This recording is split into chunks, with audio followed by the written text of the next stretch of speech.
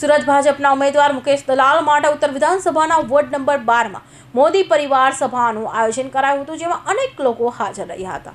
લોકસભા ચૂંટણીની જાહેરાત કરાઈ છે ત્યારે સુરતમાં વસતા અમરેલીના મતદારો માટે મોટા વરાછા ગોપીનગામ ખાતે અમરેલી, લાઠી, કુકાવા, વડિયા, બાબરા, સાવરકુંડલા, લીલિયા, ધારી, બગસરા, ખાંભા, રાજુલા, જાફરાબાદ, ગારિયાધાર, જેસર, મહુવાના મતદારો માટે અમરેલીના ભાજપના ઉમેદવાર ભરત સુતરિયાનો સ્નેહ મિલન સમારોહ યોજાયો હતો, જેમાં મોટી સંખ્યામાં મતદારો હાજર રહ્યા હતા। સૌરાષ્ટ્ર ખાસ કરીને અમરેલી જિલ્લાના સુરતના રહીશોએ અમરેલી લોકસભા વિસ્તારના ભારતીય જનતા પાર્ટીને સમર્થન આપવા એક ખેડૂત પુત્ર સામાન્ય માણસનો દીકરો જ્યારે લોકસભાની ચૂંટણી ભારતીય જનતા પાર્ટીના ઉમેદવાર તરીકે અમરેલીમાંથી લડી રહ્યો છે ત્યારે તેમને સમર્થન આપવા માટે, તેમને આવકારવા માટે આ જંગી જનસભા સ્નેહ મિલન કો સ્નેહ મિલનનું આયોજન કર્યું છે। એક સુરે અમરેલીની અંદર ભારતીય જનતા પાર્ટીના ઉમેદવાર ભાઈ ભરતભાઈ સુતરિયા